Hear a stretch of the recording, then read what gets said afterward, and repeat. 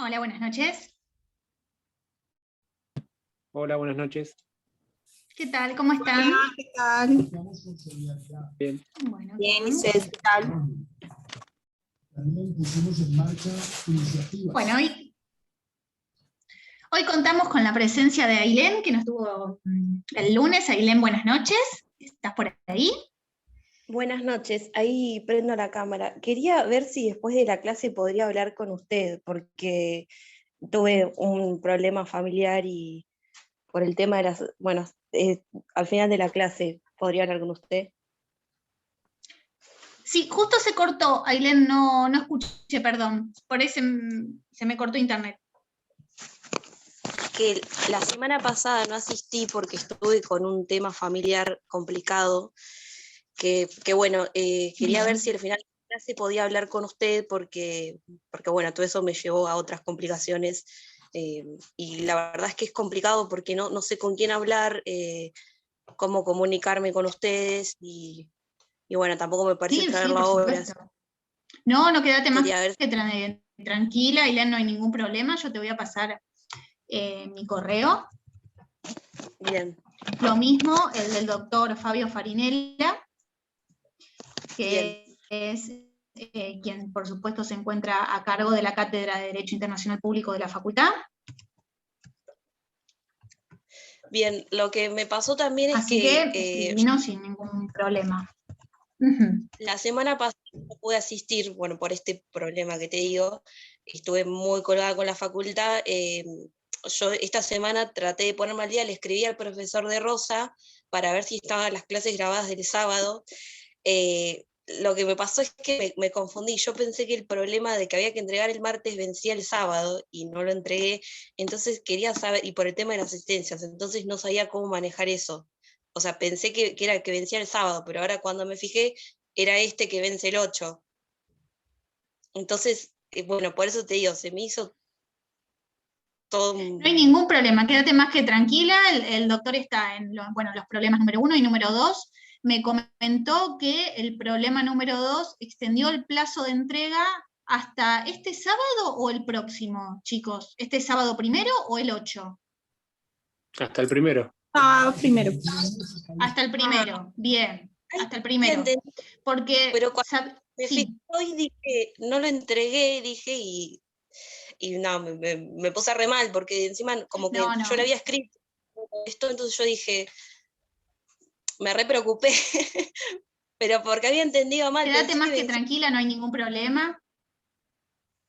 Bueno, sí, yo sé bien, que el doctor me comentó que había prorrogado el plazo de presentación. Es más, yo sabía, bueno, en base a eso, que iba a charlar con ustedes, que en todo caso, porque nuestro problema número 3 está previsto para el próximo sábado 8. Así que en todo caso, no sé, bueno, Federico creo que ya entregó el número 2. Pero si están un poquito ajustados, no hay ningún problema, damos unos días más para el problema número 3. Así que quédate más que tranquila, Ailén, que lo charlamos y no va a haber ningún problema. Bárbaro, ahí Lina aclaró los problemas cuando se presentaba. Listo, perfecto, gracias. Bárbaro. No, por favor. Bueno, me presento, yo soy Romina Manso, no sé si estuviste en la primera clase, en la de presentación de la cursada, pero bueno, también formo parte de la Cátedra de Derecho Internacional Público, y el día lunes comenzamos nosotros con el abordaje del problema número 3, que específicamente ha de tratar las temáticas de responsabilidad internacional de los estados y de inmunidad y jurisdicción de los mismos. Así que bueno, esos son los temas que vamos a abordar. Comenzamos con responsabilidad internacional, así que quédate tranquila que, bueno, hablamos los principios generales, los principales conceptos, ahora los refrescamos un poquito para que Ailén igual esté al tanto. Yo realicé un PowerPoint, que bueno, ahora cuando finaliza la clase de hoy ya lo subo, así todos lo tienen. Igualmente, por supuesto, Ailén me escribís y cualquier cuestión la charlamos también, no hay ningún problema. Pero está, ya te digo, en el Power resumido, más lo que vamos a charlar el día de hoy, y bueno, un pequeño resumen del lunes pasado. Al respecto, te comento, está el problema número 3 cargado en el campus, así que podés acceder y leerlo, cualquier tipo de duda o consulta en cuanto a la comprensión que no entiendas, por supuesto me escribís y lo charlamos. Y bueno, en cuanto a los temas, comenzamos con, ya te digo, responsabilidad internacional de los estados, un poco, bueno, charlamos acerca de cuál es el concepto, cuándo existe responsabilidad internacional de un estado, que justamente se produce ante la violación de una obligación internacional que esté dispuesta por una norma de carácter primario. Y cuando hablamos de una norma de carácter primario, nos estamos refiriendo justamente a las fuentes del derecho internacional que han visto con el doctor de Rosa previamente, es decir, los tratados internacionales, ya sean de carácter bilateral o multilateral, como así también la costumbre internacional, aquella normativa consuetudinaria creada a partir de la costumbre, y los principios generales del derecho internacional. A su vez, bueno, hablamos acerca de los elementos, un elemento que tiene que tener esta responsabilidad, el elemento objetivo, el elemento subjetivo, es decir, la existencia de un acto ilícito, que ya sea por acción u omisión se comete, y de esta forma genera la violación a la obligación internacional y el deber de responder por parte del Estado.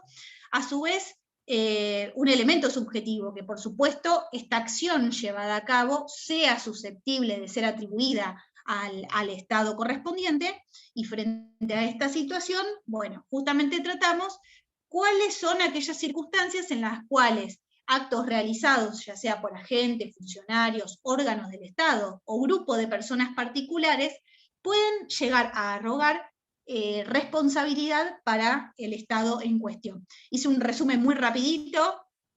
Todas estas cuestiones, Ailén, específicamente están dispuestas en el proyecto que presentó la CDI, la Comisión de Derecho Internacional de la Organización de Naciones Unidas, sobre responsabilidad internacional, y como comentamos con los chicos, si bien es un proyecto que no se encuentra vigente en materia de la cantidad de ratificaciones, que se requieren para que el mismo entre en vigencia como tal y produzca sus efectos, igualmente los estados y las partes litigantes en un proceso han de recurrir a su normativa. Por lo tanto, podemos decir que estamos en presencia de normas de carácter consuetudinario, porque en base a eso es que se basa el proyecto.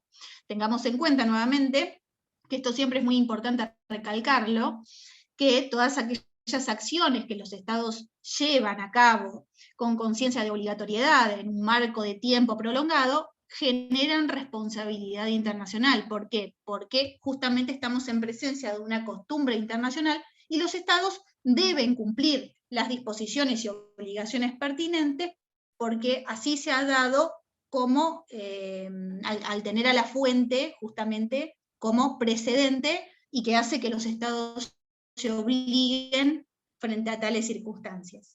Así que bueno, un panorama muy general, Ailén, ya te digo, cualquier cuestión me preguntás, todo esto está en la bibliografía, por supuesto, además del Power que ya te digo, la vamos a compartir. Y el día de hoy, ahora sí, vamos a tratar específicamente qué circunstancias excluyen esta ilicitud de la cual estoy comentando, cuál es la responsabilidad, qué acciones o qué consecuencias atrae esta responsabilidad de los estados al momento en que se disponga que así lo dispusieron, y vamos a tratar el fallo relativo al personal diplomático y consular de la Embajada de Estados Unidos en Teherán, que va a ser principal a la hora de la resolución del problema número 3. Bueno, más allá de Ailén, por supuesto, todo lo que no entiendas, que no llegues por ahí a comprender, porque lo dije todo muy rapidito, por supuesto me interrumpís, me consultás.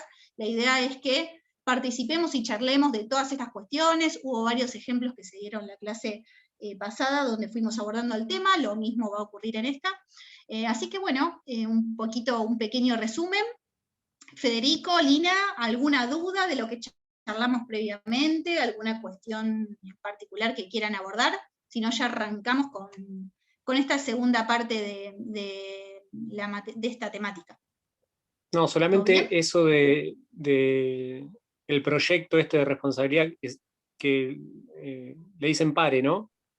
El proyecto de la comisión. Exactamente, sí, exactamente. Eso, claro, no Tal me había cual, quedado Federico, claro exacto. si era obligatorio para los estados o no. Pero sí, lo acabas de aclarar.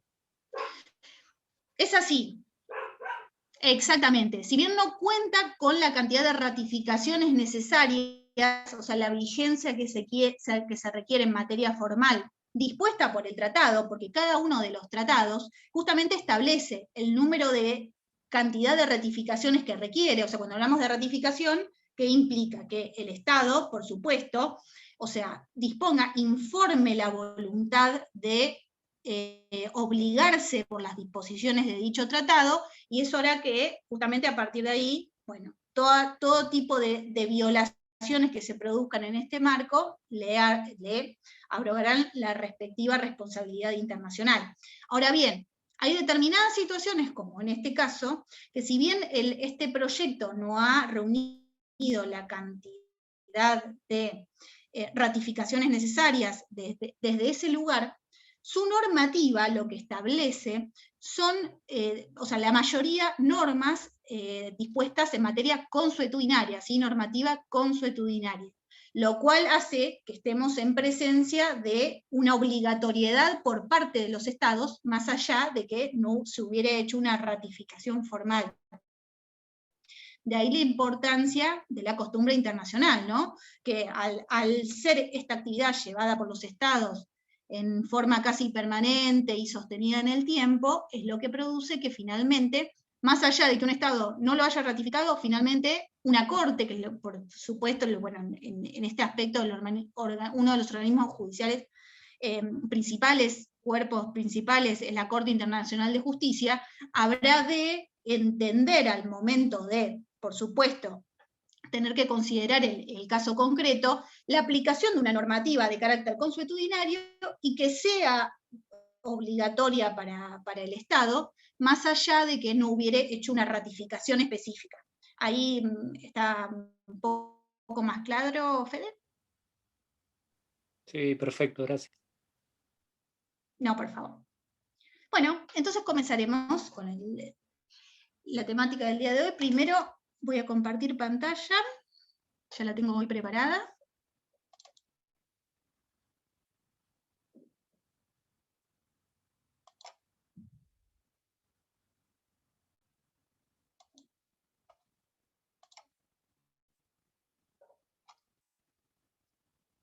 Ahí la ven bien, se ve, porque siempre por ahí tarda un poquito. Vale, sí, ¿no? Ahí se está viendo. Genial. Bueno, entonces vamos a comenzar un poco luego de lo que charlamos, con aquellas circunstancias que excluyen la ilicitud. Era un tema, Ailén, que habíamos tratado y había surgido también. Frente a qué tipo de circunstancias el Estado, más allá de que se haya cometido un acto determinado que puede justamente implicarle responsabilidad internacional, la misma no habrá de producirse porque este acto no habrá de considerarse ilícito como tal. Bueno, justamente se prevé, la CDI prevé estas determinadas circunstancias en las cuales no estamos en presencia de un acto ilícito. Ojo, más allá de que estemos en presencia de un acto que no sea ilícito, como veremos posteriormente, al momento de las consecuencias de la responsabilidad, muchas veces se genera igual el deber de responder, ¿sí? O sea, porque se produjo un hecho o un daño o un perjuicio que tiene que ser reparado por parte del Estado, más allá de que no haya una ilicitud específica. Pero bueno, no se preocupen que lo hablaremos un poquito más adelante. Vamos a comenzar con estas circunstancias específicas. La primera, el consentimiento. ¿Qué quiere decir esto? Que el acto realizado por un Estado no habrá de ser justamente ilícito, considerarse como tal, cuando el mismo sea realizado con una previa autorización del Estado que esté involucrado en dicho acto. O sea, pongo un ejemplo para que lo entendamos bien claro. Justamente, o sea, las Fuerzas Armadas, el cuerpo armado de un Estado, no puede ingresar en el territorio de otro Estado y llevar a cabo tareas armamentísticas, realizar determinadas pruebas armadas o ejercicios militares, sin tener, por supuesto, la autorización previa del Estado, o sea, del territorio del Estado donde se están llevando a cabo dichas acciones. En caso de que ello no se produjera, el Estado no estuviera de acuerdo, ahí sí estamos en presencia de una acción totalmente ilícita, porque un cuerpo armado, o sea, de las Fuerzas Armadas de un Estado, no puede ingresar en territorio de otro sin la debida autorización. Si se produjera esta autorización, ya sea, no sé, porque ambos estados van a llevar a cabo determinados ejercicios militares específicos, o las razones que fueran, se autoriza este debido ingreso, no estamos en presencia, por supuesto, de un acto ilícito, porque ambos estados están de acuerdo en llevar a cabo una determinada acción.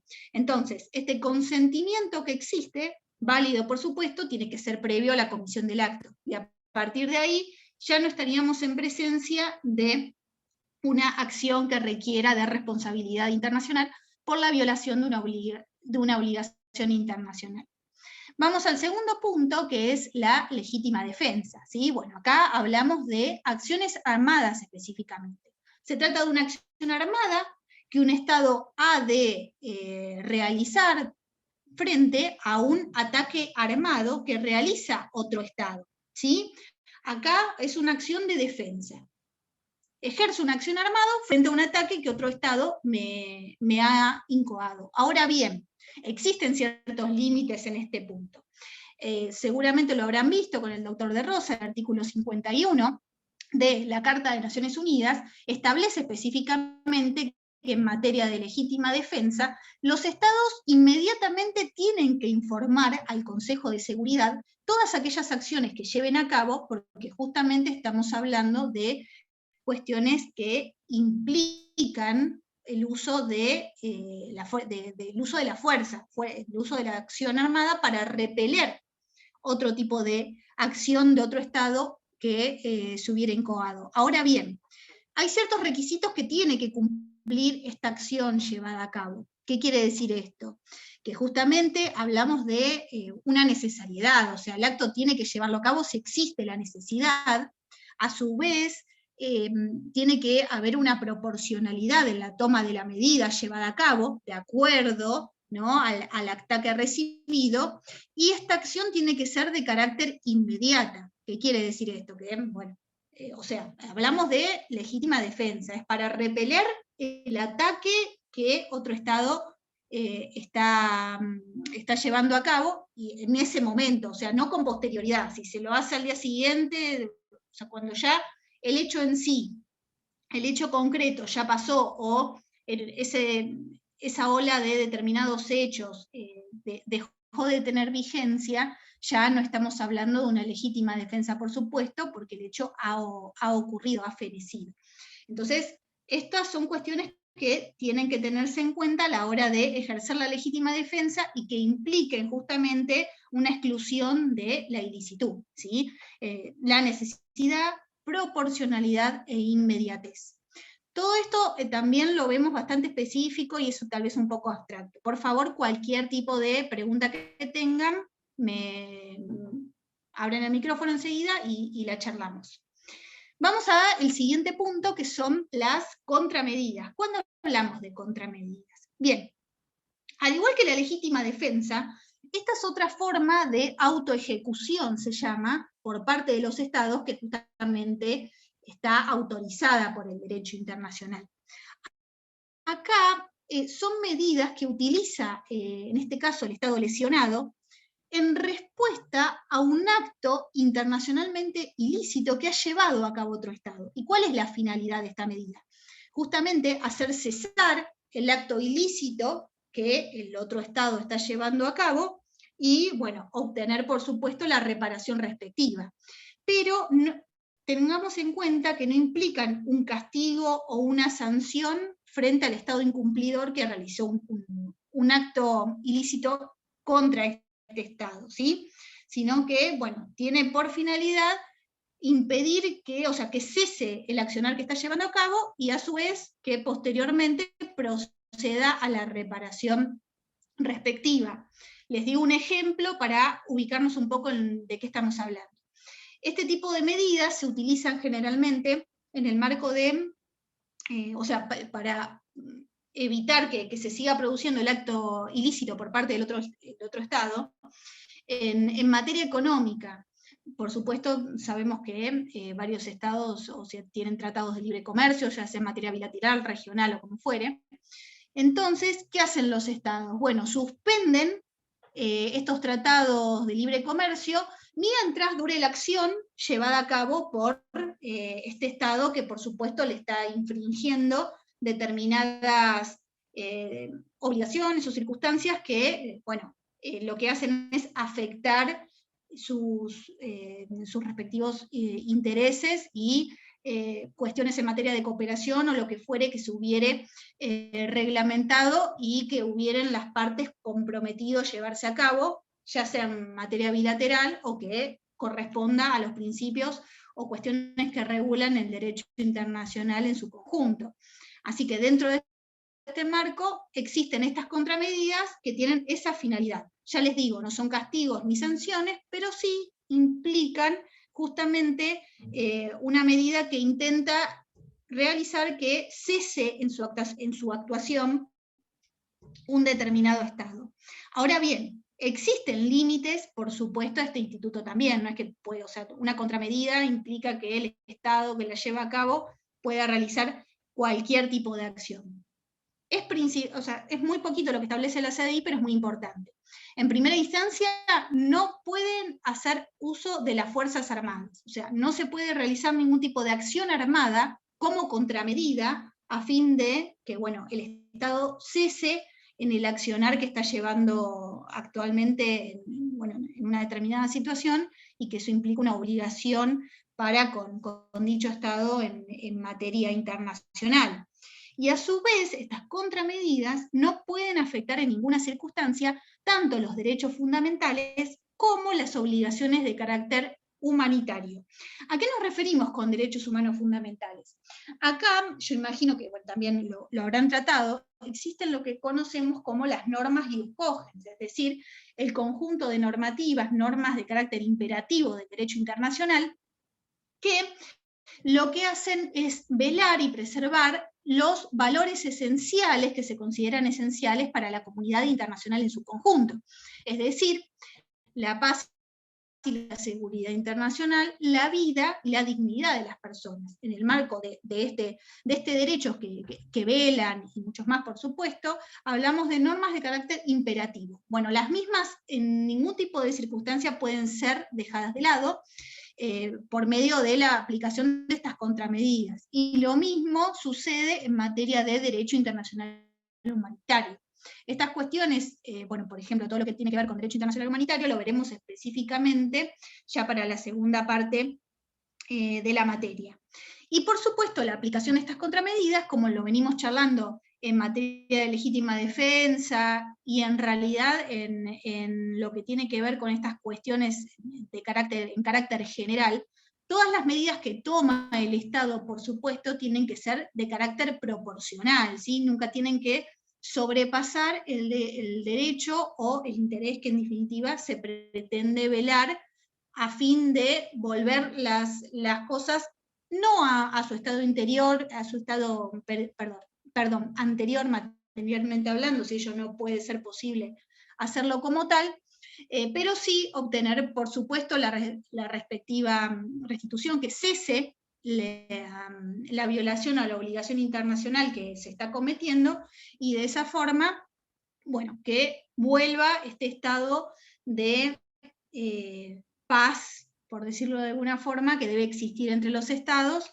y que hace justamente no solo el desarrollo progresivo del derecho internacional, sino también las distintas relaciones entre los estados y las respectivas obligaciones a las cuales se abrogan al momento de firmar determinados tratados, por supuesto, ratificar los mismos, o, como hablábamos hoy en día en materia de normativa de carácter consuetudinario. Bien, vamos al cuarto punto, que es la fuerza mayor. Acá estamos hablando específicamente, ahí está, de una fuerza irresistible o un acontecimiento imprevisto, que por supuesto en este marco el Estado no tiene una posibilidad libre de acción y según las circunstancias del caso puede justamente llevar a cabo que la obligación internacional deje de ser cumplida. Les doy también otro ejemplo específico. Volviendo un poco, que habíamos charlado sobre los espacios marítimos la clase pasada, un buque de guerra, por ejemplo, para poder ingresar en las aguas interiores de otro estado, en el puerto, lo que fuere, obviamente requiere de la autorización efectiva de dicho estado, no lo puede hacer por motu propio, porque estaríamos así en presencia justamente de una violación a una obligación de carácter internacional. Ahora bien, si este buque estaba atravesando por el medio de, no sé, un acontecimiento climático, un maremoto, y está en su zona o cerca de donde está navegando, y eso hace que tenga que ingresar en el territorio, en las aguas interiores específicamente, que confluyen, por supuesto, el territorio del Estado, de otro Estado, o sea, hablamos de una bandera nacional diferente al Estado donde se está ingresando, bueno, obviamente estamos en un marco de fuerza mayor y que no tiene por qué generar ilicitud, ya que cumple determinadas características que hacen que dicha ilicitud sea excluida. Lo mismo pasa con el peligro extremo. Acá cuando hablamos de peligro extremo, no nos referimos específicamente a el accionar llevado, o sea, sí puede ser por supuesto por el accionar llevado por un Estado, pero el fin que tienen específicamente es salvaguardar la vida humana, ¿sí?, de las personas a las cuales un Estado tiene a cargo. ¿Qué quiero decir con esto? Muchas veces, bueno, no sé si muchas veces sucede, pero puede pasar que, por ejemplo, en materia de derecho aeronáutico, una aeronave, un avión, para poder aterrizar en determinado territorio de otro Estado, por supuesto, requiere de la autorización respectiva por parte de dicho Estado. Ahora bien, si va en el avión un grupo de personas y una de ellas o varias sufren algún tipo de cuestión principal para su salud, que no se aborda, si no se aborda en ese momento, puede configurar que esta persona vaya en peligro su vida, por supuesto, habrá de aterrizar, vendrá personal sanitario, todo lo que en definitiva corresponda, pero ello no implicará, por supuesto, que estemos ante la presencia de una violación o una obligación internacional por parte de esta aeronave, que las aeronaves, al igual que los buques, tienen nacionalidad o bandera, se llama. ¿Qué quiere decir esto? Que poseen la nacionalidad del Estado en el cual se encuentran matriculados. Después veremos cuestiones muy específicas al respecto, pero en definitiva, en el marco de dichos buques y aeronaves, rige el derecho del cual dichas aeronaves o buques son nacionales, ¿sí?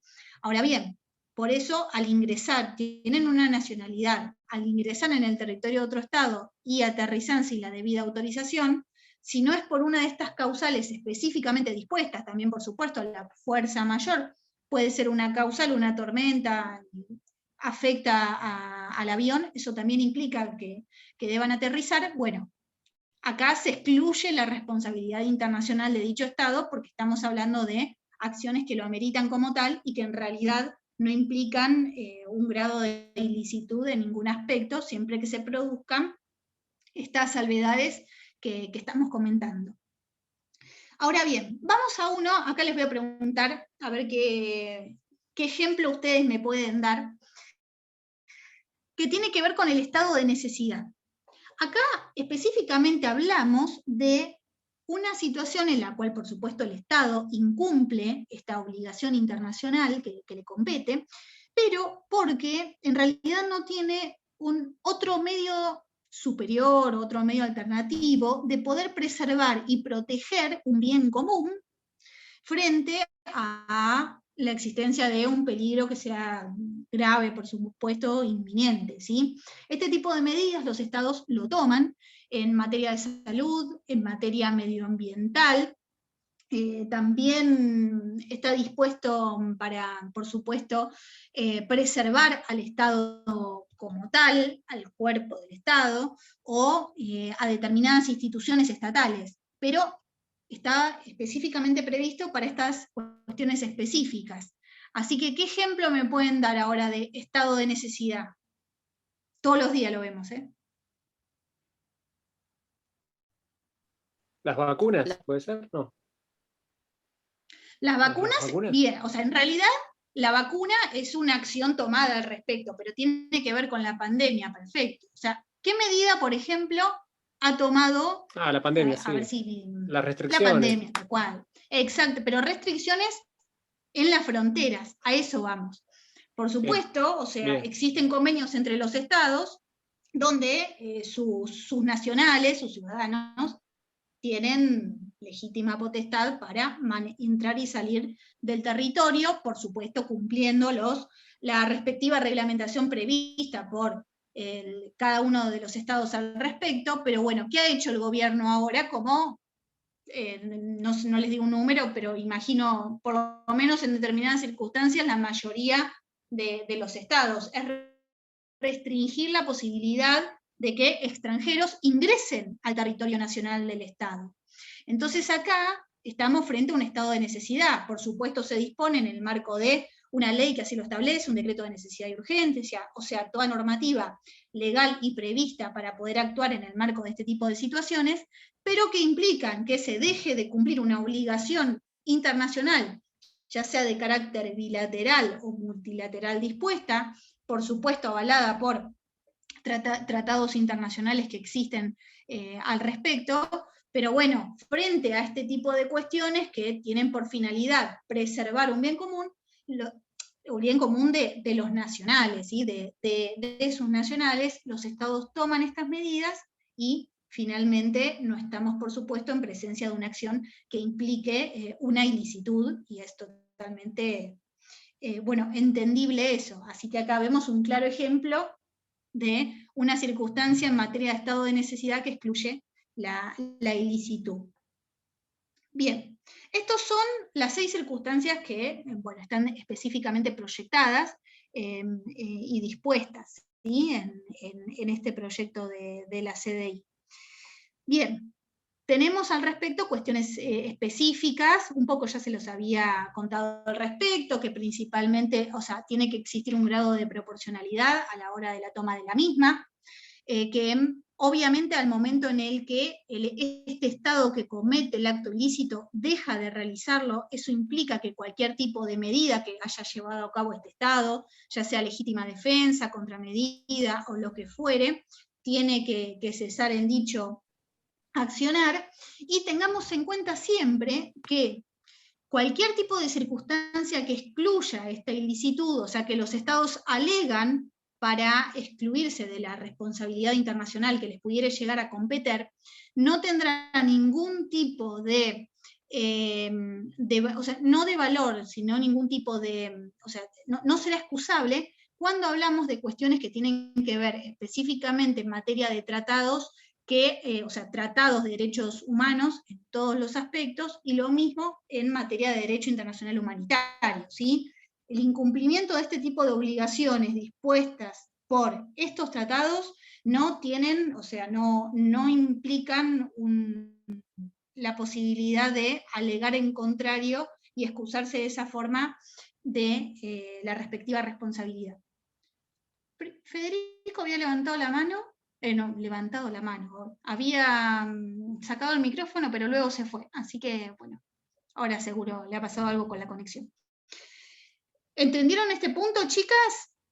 Específicamente, o sea, tanto aquellas obligaciones que protegen los derechos fundamentales, no hay ninguna posibilidad de que puedan ser dejados de lado o derogados, o que el Estado pueda valerse de algún tipo de fundamento para que finalmente no le incumba la responsabilidad internacional que corresponda por no haber cumplido la obligación internacional que conlleva. Lo mismo pasa en materia de aquellos tratados, por supuesto, aquella normativa internacional que prohíbe y condena la comisión de crímenes internacionales. Esto lo vamos a ver también en la segunda parte, específicamente cuando hablemos de la Corte Penal Internacional, pero existen los específicamente tipificados, dispuestos, en este caso la normativa que da creación a la Corte Penal Internacional, y se indican cuáles son los crímenes internacionales. El crimen de genocidio, los crímenes de lesa humanidad, los crímenes de guerra y el crimen de agresión. En este caso, los estados en ningún tipo de circunstancia pueden presentar cualquier tipo de excusa, circunstancia o cuestión específica que excluya la responsabilidad en determinadas circunstancias donde estos crímenes, por supuesto, se hubieran ocurrido. Ailén, ¿ibas a decir algo? No, porque justo lo aclaraste lo que estaba pensando, así que... Ah, bueno, menos mal, excelente. Federico, que hoy, bueno, antes de irte, se había sacado el micrófono, por ahí algo en particular. No, tenía una duda, no sé de qué están hablando ahora porque se me cortó internet, pero me había quedado una duda con lo anterior. Con lo anterior. Sí, decime. Del consentimiento, tiene que ser expreso, ¿no? No existe el consentimiento tácito en ese caso. Sí, ni hablar, por supuesto, o sea, depende de las circunstancias. Por ejemplo, volvamos al ejemplo de, o sea, obviamente, por supuesto, siempre tiene que haber tal cual esta cuestión expresa y previa. Por más que no haya un acuerdo escrito específico, no es que, por ejemplo, el cuerpo de las Fuerzas Armadas ingresa en el territorio.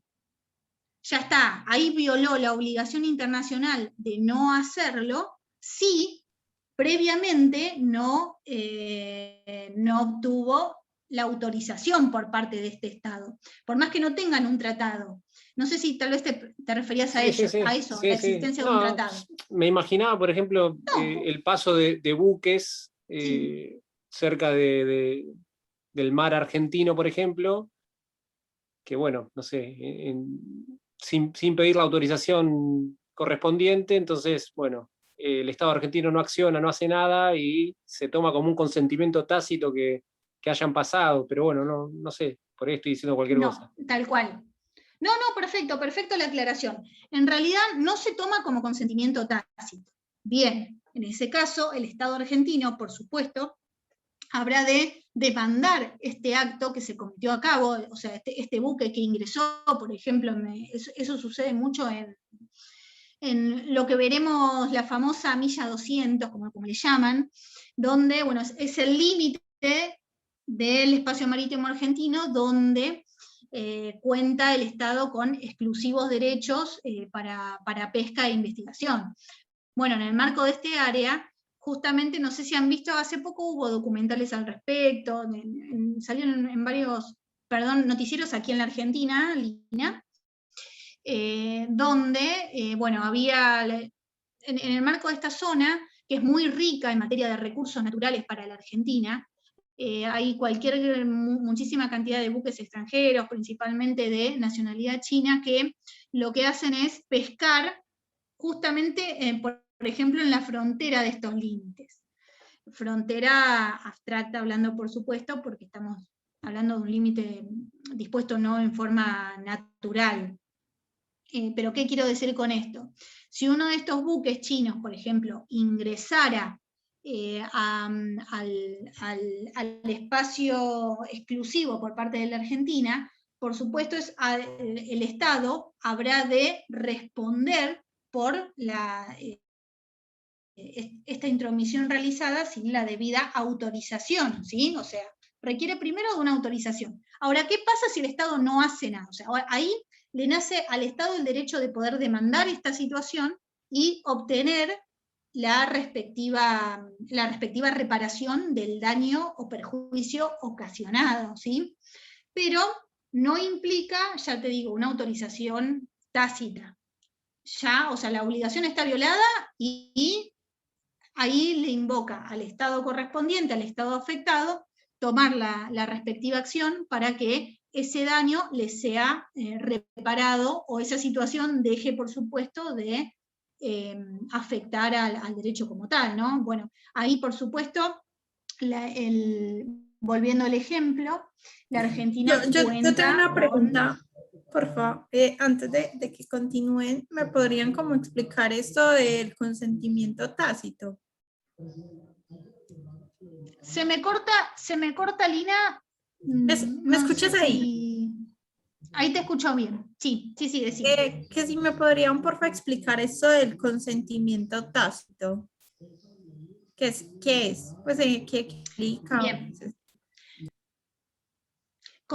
Hablamos de consentimiento tácito en una circunstancia donde los estados, o sea, dos estados o dos personas, quienes fueren, no disponen por escrito una determinada, o sea, no se obligan por escrito a llevar a cabo una determinada acción, o se obligan, mediante, ya te digo, un instrumento escrito, a llevar a cabo determinada acción u obligación, o una serie de derechos y deberes por los cuales las partes se obliguen, sino que un consentimiento tácito, ¿qué significa? Que se da sin que exista este marco formal, ¿sí?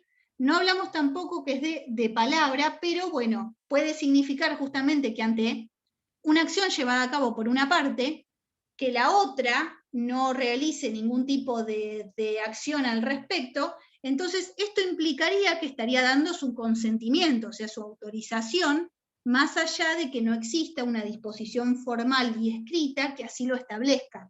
Esa es la diferencia entre lo expreso y lo tácito. Lo expreso, lo que está dispuestamente indicado, expresamente escrito en una disposición, firmado por las partes, mediante lo cual se están obligando a llevar a cabo, ya te digo, determinada conducta, cumplir con determinadas obligaciones y a su vez obtener determinados derechos. Listo. Yo tengo como una duda de cómo se aplicaría como todo esto de la ilicitud con un caso, digamos, colombiano. Hace muchos años, pues nosotros teníamos todo este problema, todavía lo tenemos, de guerrillas acá internas, y se encontraban en la frontera con Ecuador, y Colombia, sin autorización, pasó, pues sí, se entró al territorio ecuatoriano y realizó un bombardeo de un campamento de una guerrilla colombiana. Entonces ahí digamos como que pues sabemos que quebrantó pues digamos como las leyes porque fue sin permiso, pero digamos ahí como se aplicaría como todo esto. Pues, bueno, como regla general, sí, como regla general, justamente acá vemos palpablemente, si no hubo, por supuesto, un consentimiento por parte del gobierno de Ecuador para que las Fuerzas Armadas colombianas ingresen en su territorio, obviamente estamos en presencia de la violación a una obligación internacional, siempre que Ecuador no lo hubiere otorgado. O sea, ahí que existe. Si existía esta guerrilla de nacionales colombianos en territorio de Ecuador, lo que debiera realizar por los medios pertinentes que existen en materia diplomática y causales de extradición y todo lo que implica, es que el gobierno colombiano solicite al gobierno ecuatoriano, al Ecuador, que justamente se proceda a la extradición de estos individuos para que sean juzgados en territorio de Colombia, si así lo correspondiere, y de acuerdo a la normativa internacional dispuesta para estas circunstancias. Pero lo que hizo, o sea, habría que ver por supuesto el contexto y específicamente la situación en particular, Lina, que sinceramente no conozco el caso, sí lo voy a investigar para el próximo lunes para comentarlo porque me parece muy interesante, pero esta es la primera respuesta que puedo darte en materia general, que justamente, o sea, Colombia no tiene la autoridad suficiente para poder ingresar en Ecuador sin la previa autorización respectiva, y menos, bueno, llevar a cabo este tipo de acciones armadas sin tener, ya te digo, el respectivo consentimiento a tales efectos. Sino que lo que pasa, pues, hasta donde he leído, pues yo creo que, digamos, el caso es todavía más complejo por el hecho de que Ecuador tenía conocimiento de que esos campamentos estaban ahí, pero ellos nunca quisieron hacer nada, o sea, era como que les estaban ofreciendo asilo como a estos individuos, a este campamento. Entonces, digamos que lograron localizarlo y de una se hizo la operación. Entonces ahí como que entró en debate de, bueno, pero es que ustedes sabían y no querían ayudar, entonces nos tocó entrar, porque no había como colaboración internacional. Entonces, digamos que ahí no se puede decir que, pues, está mal lo que hizo Colombia, pero creo que de parte de lo de Ecuador también, porque, pues, eran personas que se estaban necesitando en Colombia y que, pues, Ecuador nunca como que quiso hacer como entrar a hacer algo por detener a estas personas y, pues, devolverlas a Colombia para poderlas procesar. Eran como, no sé, pues prácticamente se puede decir que los estaban ayudando. Entonces, creo que entiendo. Sí, sí, sí. Ahora bien, acá es muy importante aclarar que eso, bueno, es una cuestión que viene a colación y que veremos para la segunda parte. Justamente en el marco de estas circunstancias, los estados, ¿a quiénes pueden acudir?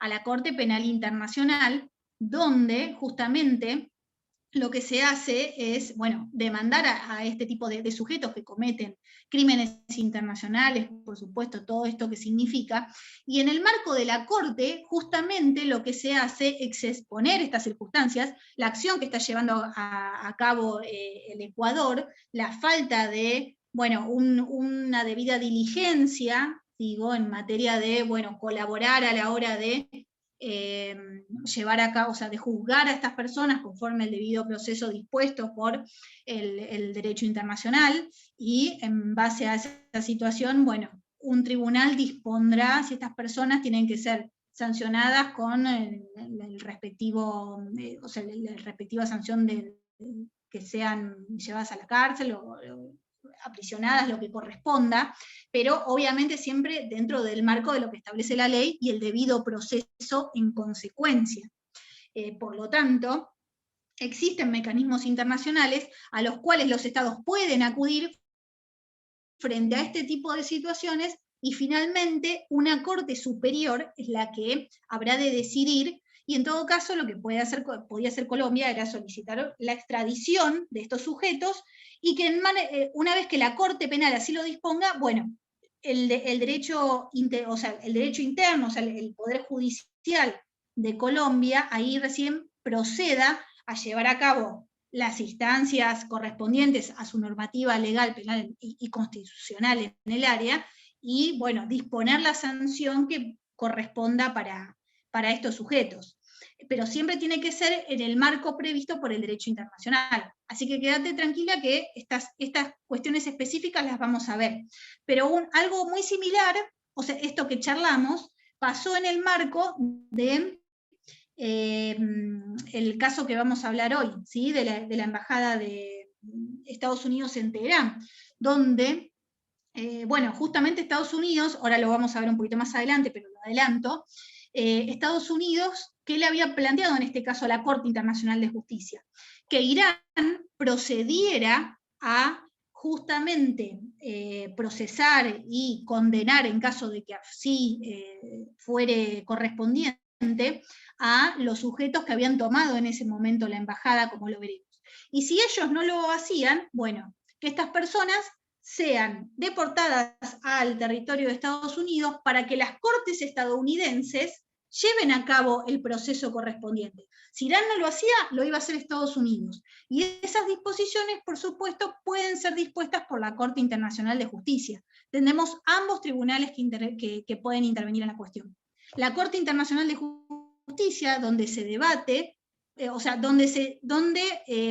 tiene competencia para entender específicamente en cuestiones presentadas por los estados. En la Corte solamente los estados son quienes tienen la potestad para presentarse y llevar a cabo los respectivos conflictos que existan. Ahora bien, en lo que es la Corte Penal Internacional, ahí sí, específicamente, habrá de tratar los casos de aquellas personas físicas que cometan crímenes internacionales de acuerdo a lo que establece la normativa penal dispuesta por la misma normativa que da nacimiento a la Corte Penal. Así que bueno, un poquito, Lina, ahí es muy complejo el tema, por supuesto, pero lo veremos. Igualmente quiero saber si pudiste hasta acá, al menos un panorama de entendimiento al respecto.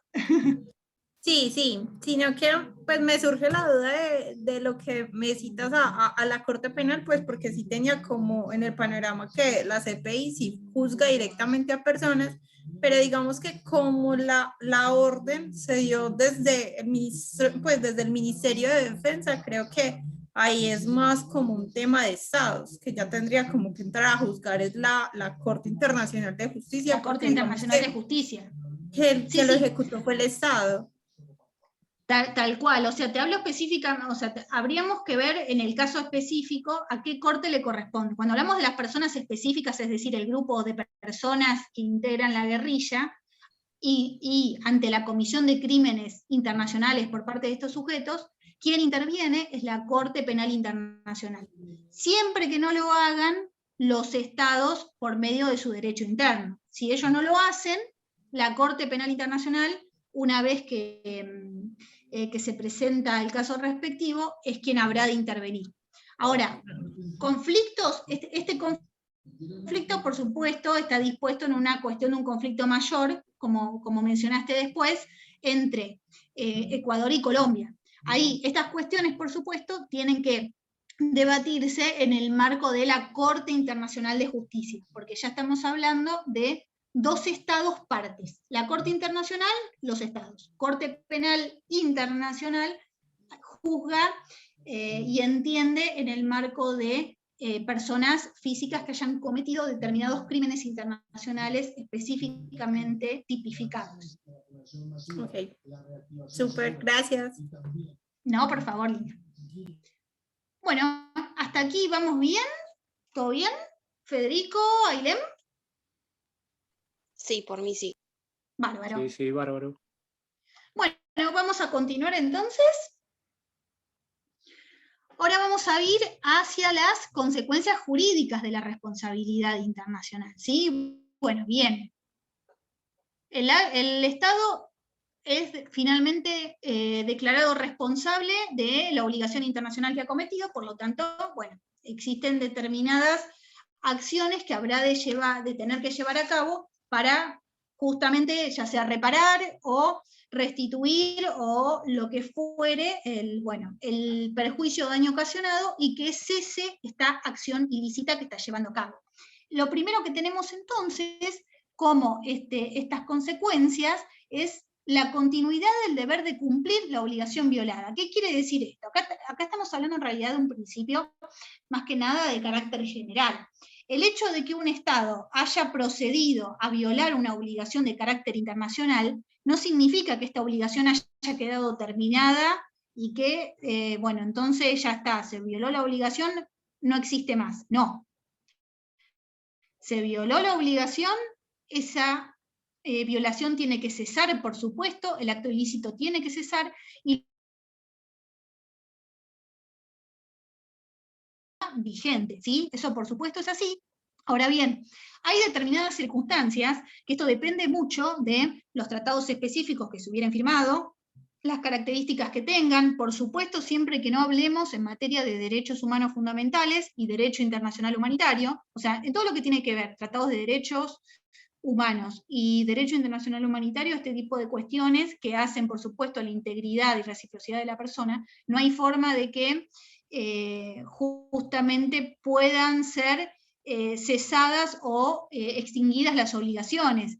Pero en materia comercial, por ejemplo, hay determinados tratados que disponen, o sea, esto lo dispone específicamente el derecho de los tratados, como imagino ya lo han visto, específicamente la Convención de Viena de 1969. O sea, existe la posibilidad de suspensión o de terminar un tratado. O sea, un Estado está facultado a dar por terminado un tratado justamente cuando existe una violación de una gravedad tal que, bueno, implica que ese tratado finalmente no continúe porque ha habido un rompimiento por parte de los estados, y como un contrato que a nosotros también nos puede suceder, ¿no? Firmamos un contrato, una parte no lo cumple, pero la magnitud de ese incumplimiento es tal que finalmente, bueno, nosotros decidimos no continuar con dicho contrato. Eso ocurre también en materia internacional, específicamente hablando acá de tratados de índole bilateral, por supuesto, ¿no?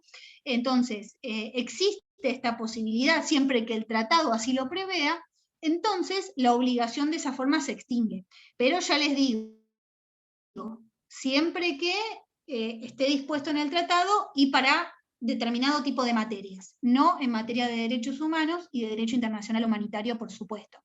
Así que, bueno, como principio general, una vez producida esta obligación frente a la realización de este acto ilícito, no estamos frente a la extinción de la obligación. La misma ha de continuar y el Estado tiene el deber de volver a cumplirla en las mismas condiciones que estaba dispuesto específicamente al momento de la celebración del tratado, la norma consuetudinaria o, bueno, el respectivo instrumento que dé paso a la adquisición de la obligación por parte de ese Estado. Bueno, ahora se nos fue Lina, pero bueno, cuando regrese en todo caso volvemos un poquito para atrás. El segundo punto es la cesación de la ilicitud.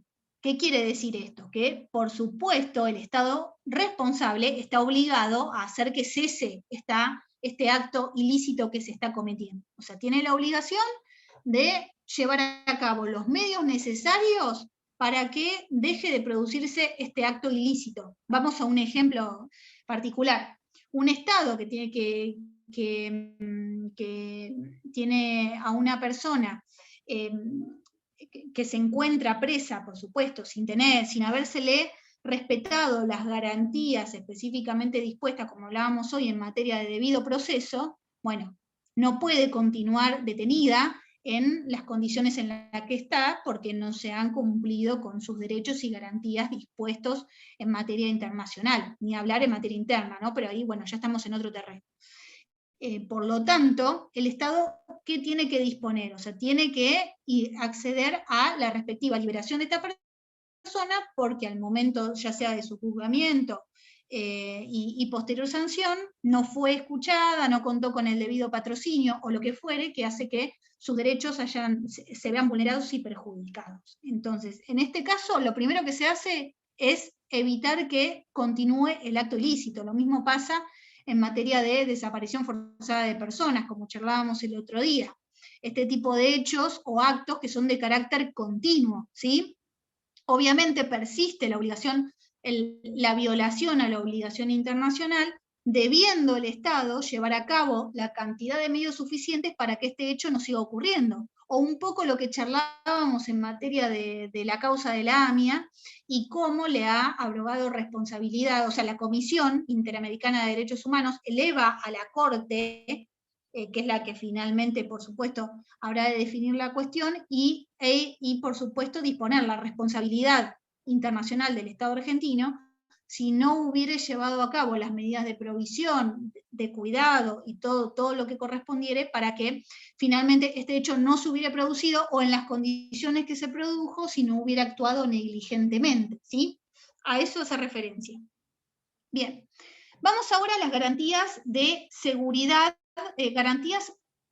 o seguridad de no repetición. Acá, ¿a qué hacemos referencia específicamente? A que los estados muchas veces, y conforme las circunstancias, están obligados, podríamos decirlo, que también puede estar dispuesto por el tratado, a ofrecer determinadas seguridades o garantías de que el acto ilícito que cometió no lo vuelva a producir, por supuesto. O sea, si hablamos de una seguridad, bueno, tiene que ver más con algún tipo de declaración a nivel verbal, diplomático, de este tipo de entendimientos, donde, bueno, el Estado, por supuesto, habrá de comprometerse a no repetir esta acción, y que la misma, por supuesto, habrá de suceder.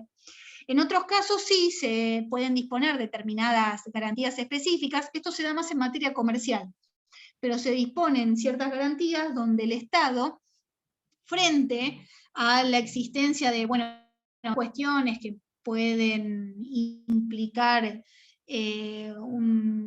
una necesidad de prevención, de que no se vuelva a ocurrir este acto que ya ocurrió con anterioridad, exista una garantía, bueno, de respuesta previa ante este tipo de situaciones. Ya les digo, se da mucho en materia de índole comercial, tiene que ver con, bueno, en nuestra historia, todo lo que significó en el marco del 2001, en la crisis económica y, bueno, la cantidad de tratados que los estados, en este caso hablamos específicamente de tratados en materia de inversiones, ¿no?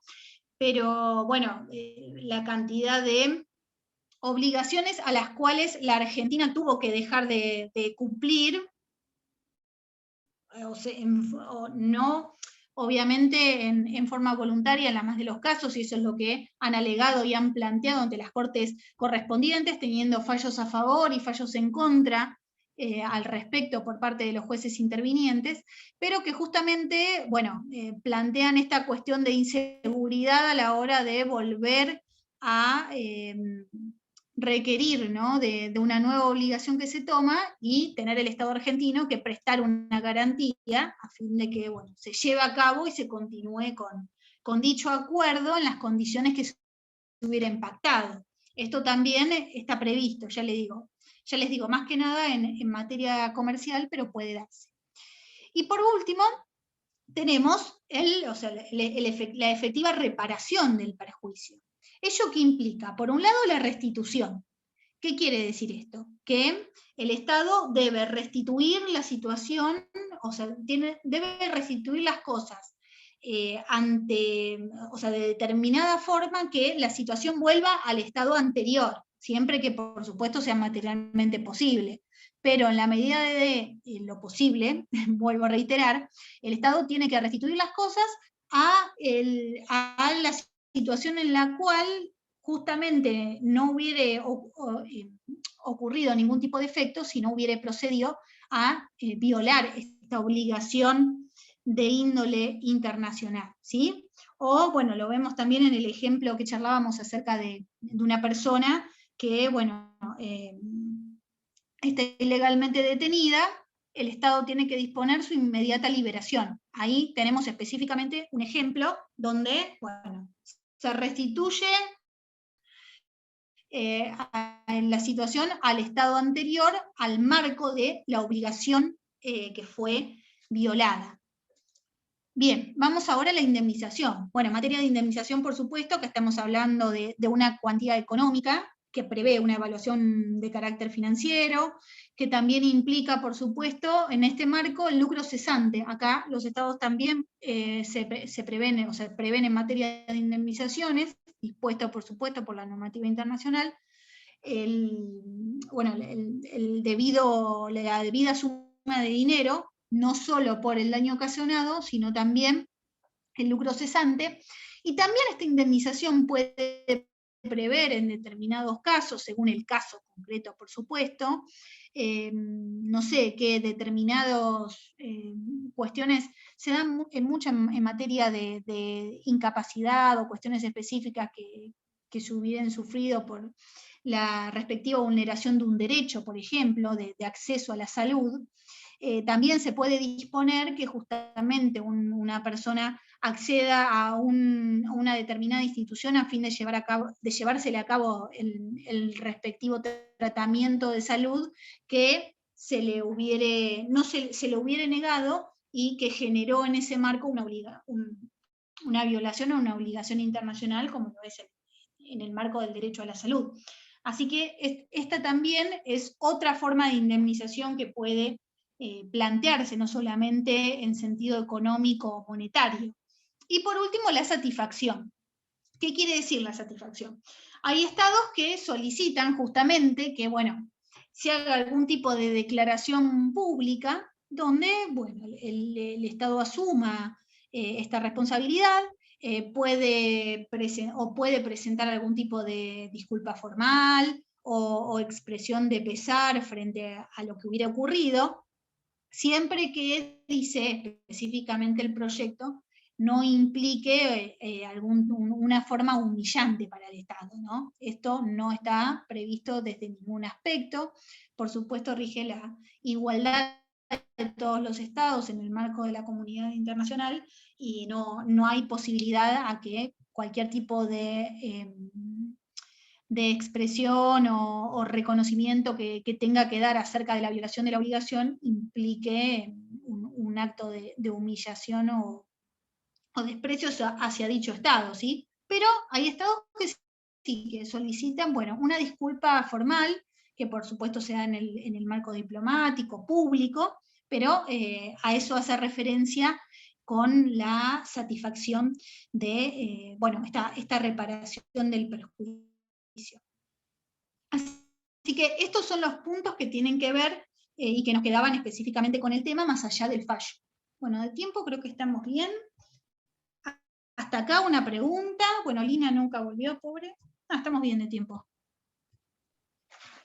No, por ahora, perfecto. Bueno, bárbaro. No, ninguna. Vamos a ir entonces al último punto del día de hoy. Esperen que dejo de compartir pantalla, porque no es necesario. Donde vamos a hablar, el fallo lo tienen en el campus, está este fallo, como les comentaba el lunes, Ailena si sabes también, el fallo que voy a comentar ahora, que es muy importante para la resolución del problema número 3, está en el campus cargado, lo mismo el que tiene que ver con Nicaragua versus Estados Unidos, ese también está, también pueden consultarlo, los dos son importantes para la resolución del problema número 3, pero bueno, específicamente, en base a los hechos, lo que se resolvió, este es un caso que tiene su fallo el 24 de mayo de 1980, sobre una serie de hechos que se dan en Irán, específicamente el 4 de noviembre de 1979, y que tiene como estados partes en este conflicto, por un lado a Irán y por el otro a Estados Unidos. Así que bueno, paso a comentarles cómo fue esta situación. El 4 de noviembre de 1979, un grupo de estudiantes musulmanes que en ese momento que eran seguidores del imán, o sea, ahí estamos en una etapa donde, bueno, esto que hablábamos de guerras revolucionarias, o sea, de grupos revolucionarios, guerrillas, y más aún en Medio Oriente, bueno, lo vemos, lo palpamos hoy en día, ¿no? Es muy fuerte estas contradicciones que existen y los grupos de poder que se generan y la forma en la que justamente, bueno, está la sociedad de por medio lamentablemente incluida y, bueno, las violaciones a los derechos humanos, cuestiones terribles que son para otro tipo de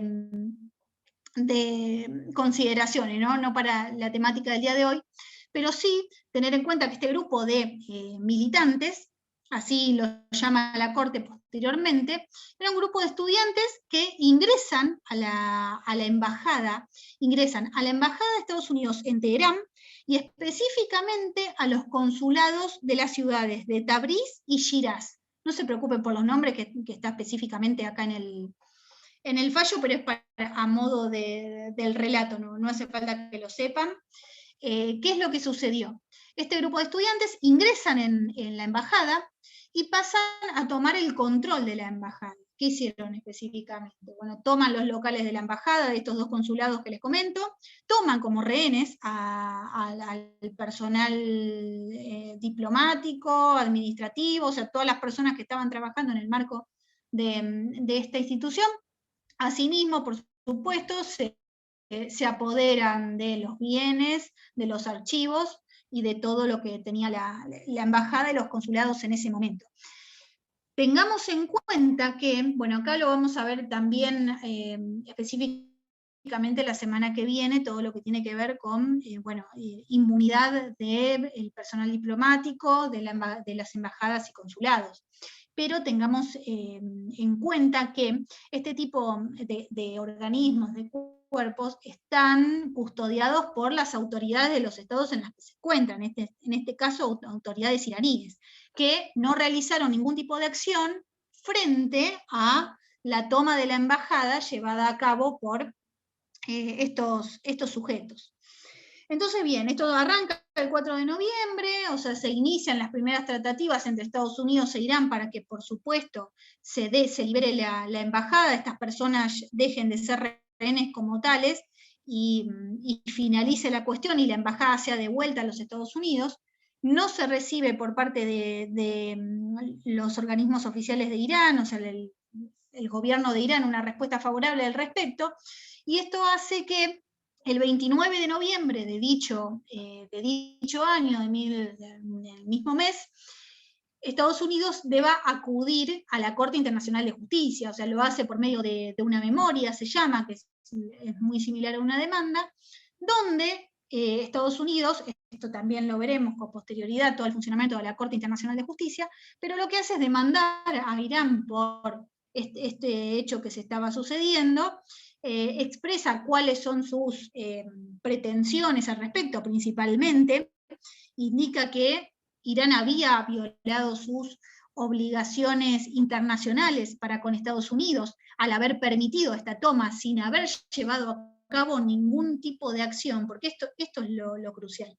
No llevó a cabo ningún tipo de acción para impedir que continuara esta toma de rehenes como si había sucedido. No, todo lo contrario, dejaron que se llevara adelante, teniendo en cuenta la Corte que en circunstancias similares, porque esto ya se había producido en el marco de otras embajadas, por eso les hice una muy pequeña referencia al contexto en el cual nos encontramos a nivel político y social, donde ya se había procedido a tomas de otras embajadas y las autoridades iraníes habían actuado en consecuencia con un actuar claro, por supuesto, y se había repelido cualquier tipo de ataque y habían finalizado las consecuencias respectivas, lo cual no había ocurrido con la embajada estadounidense y los respectivos consulados.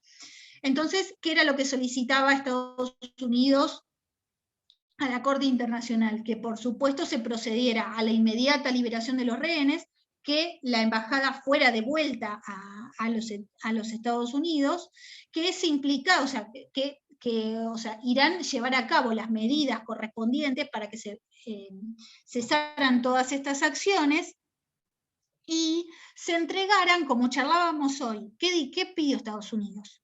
O bien, que estas personas fueran juzgadas conforme el debido proceso en el marco de lo dispuesto en materia judicial por el Estado iraní, o en caso contrario, que entregaran a las personas responsables a Estados Unidos estos delitos que se estaban cometiendo, de esa forma extraditarlas, y así fuera Estados Unidos quien las juzgara. Un poco lo que charlábamos hoy con Lina al respecto.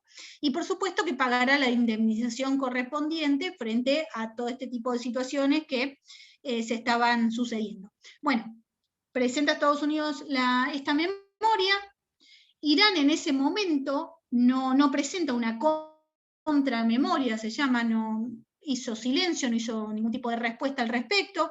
Lo mismo sucedió al momento de los respectivos alegatos. Durante todo el proceso judicial ante la Corte Internacional de Justicia, perdón que voy a poner la compu a cargar porque tiene poca batería, durante todo el proceso no intervino, solamente lo hace en el marco de una declaración que hace en este caso el ministro de Relaciones Exteriores, lo hace al año siguiente, en 1980, donde, ¿qué dice él? Que en realidad la Corte carecía de competencia para poder entender en estos asuntos, por lo tanto no tenía por qué inmiscuirse. Esa es la respuesta de Irán frente a la memoria, a la demanda incoada por Estados Unidos. Por supuesto, la Corte en todas estas circunstancias lo primero que hace es fallar acerca de, o sea, determinar si realmente es competente para entender en este y en el resto de los casos concretos, y por supuesto así lo era. ¿Por qué? Porque existían tratados internacionales que así, o sea, que ambos estados eran firmantes, y así se había dispuesto, ya sea, o bien en este caso porque han ratificado los tratados, o porque estamos hablando de normas de carácter consuetudinario, como lo son en este caso también, además de la ratificación correspondiente, que implican, por supuesto, que cualquier tipo de violación a las obligaciones dispuestas generen responsabilidad internacional. Acá estamos hablando específicamente de las convenciones de Viena de 1961 y 1963 y sus protocolos facultativos. ¿De qué hablamos acá? ¿En qué temáticas? Relaciones diplomáticas y relaciones consulares. La Convención de Viena sobre relaciones diplomáticas de 1961 y de relaciones consulares de 1963, más sus protocolos facultativos, además de un tratado de amistad, relaciones económicas y derechos consulares que había sido celebrado por Estados Unidos e Irán. Acá hablamos, además de estos que son de carácter multilateral, un tratado internacional bilateral firmado por ambos y que por supuesto constituyen el fundamento de toda esta cuestión, ¿no? Algo importante ya acá que les adelanto en el marco de estos tratados, que por supuesto los mismos disponen la competencia de la Corte Internacional de Justicia. Entonces, los estados, al momento de firmar dichos tratados, se están, por supuesto, obligando a ventilar todo tipo de cuestiones o conflictos que se generen por marco del tratado frente a la Corte Internacional de Justicia, ¿sí? Bien, esto es un marco de los hechos de cómo se inicia todo este conflicto, que tuvo una duración de 6 meses. Para que se den una idea, estas personas fueron rehenes por un plazo de 6 meses dentro de la embajada, los consulados respectivos. Es más, en diciembre la Corte Internacional de Justicia había dispuesto una medida de provisión, se llama, donde le exigía a Irán, o sea, determinaba que Irán debía sí o sí liberar a los rehenes y a su vez proceder a devolver la embajada conforme la cantidad de violaciones a las obligaciones internacionales que se estaban produciendo. A lo cual, atención acá para el problema, ¿qué hicieron las autoridades? Primero fueron autoridades específicas de Irán, y posteriormente quien detentaba en ese momento el poder, Ayatollah, nunca me sale el nombre, Ayatollah Khamenei, está bien dispuesto, no sé si lo digo bien, chicos, perdón, está bien ahí en el fallo, quien era en ese momento, quien estaba, por supuesto, detentaba el poder ejecutivo del Estado de Irán, sí, olvídense. Pero, ¿qué hacen estas autoridades oficiales? ¿Qué dijeron? O sea, comenzaron a justamente aprobar lo que estaban realizando los militantes. O sea, estaban de acuerdo con la toma y habían indicado, o sea, mediante declaraciones públicas, que en realidad era correcto esto que se estaba realizando, porque decían que Estados Unidos estaba llevando a cabo acciones de espionaje por medio de la embajada, y por lo tanto, no solamente iban a ser rehenes, sino que de rehenes iban a pasar a ser detenidos. El Estado iraní los iba a determinar.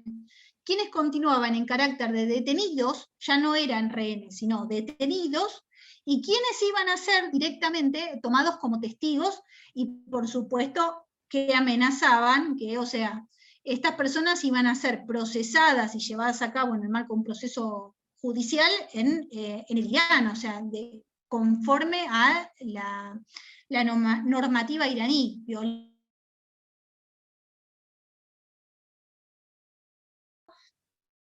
todo tipo de cuestiones en la embajada de su estado, de su país en otro estado. ¿Sí? Esto no existe la posibilidad como tal, sino una debida justificación, por supuesto. Entonces, bueno, ya les digo, Irán pretendía procesar ante un tribunal a estos sujetos y finalmente, bueno, continuar en el marco de esta estas violaciones que se estaban dando, porque siempre tengamos en cuenta que en el caso de que supongan que esta gente llevaba a cabo cuestiones, o sea, materia de espionaje por medio de la embajada. Por supuesto, en este caso, y es lo que establece la Convención de Viena sobre Relaciones Diplomáticas, es que, bueno, esta persona, si se sospecha que está llevando a cabo estas acciones, bueno, puede ser declarada como persona no grata y directamente es expulsada del país, o sea, vuelve al territorio, o en todo caso pueden romperse las relaciones diplomáticas entre ambos estados, pero no, o sea, un estado no puede arrogarse el derecho de procesar ante sus tribunales a un sujeto porque está totalmente prohibido por el derecho internacional. Así que, así las cosas, se dio todo este proceso durante un periodo total de 6 meses, cuando, o sea, finaliza de una forma bastante especial porque Estados Unidos, por medio de fuerzas especiales, ingresa en la embajada y logra rescatar a los funcionarios que son llevados a una propiedad, si no me equivoco, perdón que no recuerdo este dato, creo que es una propiedad alemana que existía, que estaba en el Irán, por supuesto, y allí quedan exiliados hasta que finalmente estas personas pueden salir del país. Pero fíjense la cantidad de tiempo que ocurrió. Es más, no solamente acusaban, este dato me olvidé de contarles, no solamente acusaban de que, bueno, se realizaban estas acciones de espionaje, sino también que, o sea, le exigían a Estados Unidos, y no había negociación al respecto, que el líder imán que se encontraba, había sido el líder derrocado en ese momento por Ayatollah, y que se encontraba exiliado en Estados Unidos, regresara a Irán, o sea que Estados Unidos se lo entregara a Irán y todas las propiedades de este hombre le fueran entregadas al Estado iraní, que estaban, por supuesto, en Estados Unidos. Así que, y en materia de esto no había ningún tipo de negociación. Así que fíjense, bueno, no hablamos de una paridad ni de un grado de un proceso, un debido proceso, de ningún tipo de circunstancia al respecto.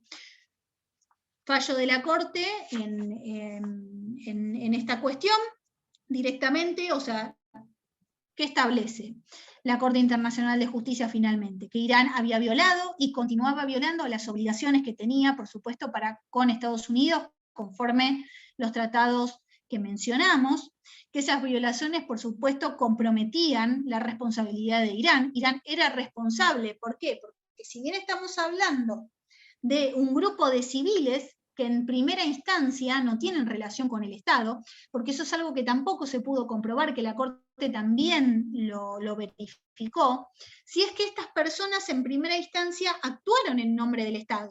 Recuerden que eso también puede suceder conforme el elemento subjetivo.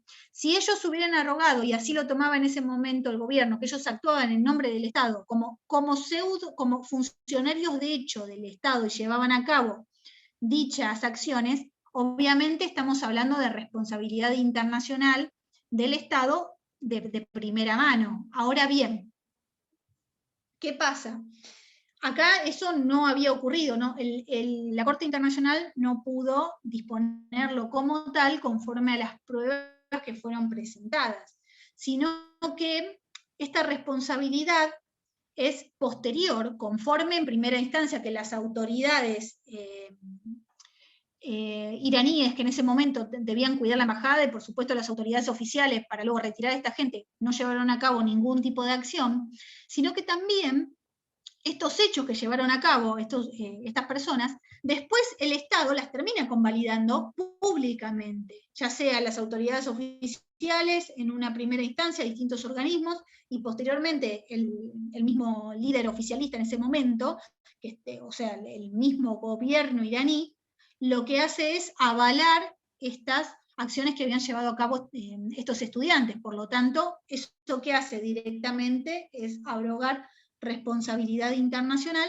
al Estado iraní, ¿sí? Conforme, recuerden, uno de los incisos que vimos del proyecto de la CDI en materia de atribución de responsabilidad a los estados frente a acciones cometidas por particulares. ¿Sí? Acá hablamos de personas particulares, es decir, estos estudiantes no eran agentes, ni funcionarios, ni pertenecían a un organismo oficial. Habían actuado en motus propio, pero después el Estado iraní lo avala, y finalmente ocurren todos estos hechos de los que estuvimos hablando. Así que bueno, por supuesto, acá en este marco la Corte dispone las violaciones por parte de Irán y la efectiva responsabilidad que habrá que tener que afrontar al respecto. A su vez dispuso, por supuesto, que Irán debía liberar a los nacionales de los Estados Unidos, por supuesto, y entregar los locales tanto de la embajada como de los consulados que habían sido tomados, que ningún miembro, por supuesto, del personal tanto diplomático como consular de los Estados Unidos podía ser sometido a algún tipo de procedimiento judicial o participar como testigo en el marco de los tribunales iraníes, porque eso no está permitido desde ningún aspecto en el marco del derecho internacional, y que, o sea, siempre hablando de lo que tiene que ver con las relaciones diplomáticas, a su vez que Irán tenía la obligación de indemnizar a los Estados Unidos por todos estos perjuicios ocasionados, y finalmente la Corte sería quien dispusiera esta indemnización, como así lo hizo, ya que, bueno, en una primera instancia, ¿qué se previó? Que las partes llegaran a un acuerdo sobre la posible indemnización entre Irán y Estados Unidos. No se pudo llevar a cabo, así que la Corte fue la que finalmente dispuso cuál era la indemnización monetaria correspondiente, más allá de lo vital y principal que significa para el marco de no solamente en materia diplomática, sino en materia de violación a los derechos humanos, que ceda cualquier tipo de, bueno, estas personas que estaban primero como rehenes, después como detenidas, obviamente en un marco totalmente ilegal e ilegítimo que se estaba sucediendo. Por lo tanto, el Estado tenía que proceder inmediatamente a la liberación. Así que bueno, este es el fallo del día de hoy. Es larguito, es un poco complicado, cualquier cosa por favor me preguntan. ¿Alguna pregunta hasta acá? No, por mi parte, Tampoco. nada. Bueno, chicos, eso sería todo. Ya vimos, todo esto es lo que corresponde a la temática de responsabilidad internacional. Cualquier duda, por favor, me avisan y me consultan. Bueno, ahora, bueno, Fede ya estaba, por ahí Len va a estar un poco más con el problema número 2. Federico, cualquier cuestión hasta acá me preguntás. Obviamente nos falta lunes y miércoles la segunda parte de la temática para poder completar el problema número 3, que tiene que ver con jurisdicción e inmunidad de los estados, y acá veremos específicamente estas cuestiones relacionadas con la Convención de Viena en materia de relaciones diplomáticas, así que quédense tranquilos que vamos a ver acá esta cuestión también para la resolución del problema, por supuesto, así que eso es lo que nos quedaría pendiente para la semana que viene, y bueno, vemos si están un poquito ya ajustados, porque el miércoles, perdón, Gruñi es mi perrita, el miércoles, sí, no, es tremendo. Igual se porta bastante bien, durmió toda la clase, la aburrí toda la clase. Nos queda el miércoles y el sábado la entrega, así que en todo caso la pasamos a lunes, martes, así tienen un poquito más de días y pueden trabajar tranquilos. Así que bueno, chicos. Bueno. Todo por ahora, si no hay ninguna duda, nos vemos el lunes que viene. Vos, Ailén, sos de aquí de Argentina también, ¿no? De la facultad. Te pongo el mail. Hasta acá, sí. Te lo pongo de vuelta. Bueno, entonces les deseo a ambos muy feliz Día del Trabajador el sábado. Gracias, igualmente. Muchas igualmente. Ah, ahí está. Bueno, chicos, ahí está. Es Romina S de Soledad Manso, @gmail.com, si no igual está en el campus, pero Rominas Manso. Así que cualquier cosa me escribís a Ailén y, bueno, lo mismo al doctor Fabio o al doctor de Rosa. Listo, bárbaro. Bueno, chicos, muchas noches. Gracias. Buen fin de. Hasta luego, que descansen. Igualmente, chau, chau.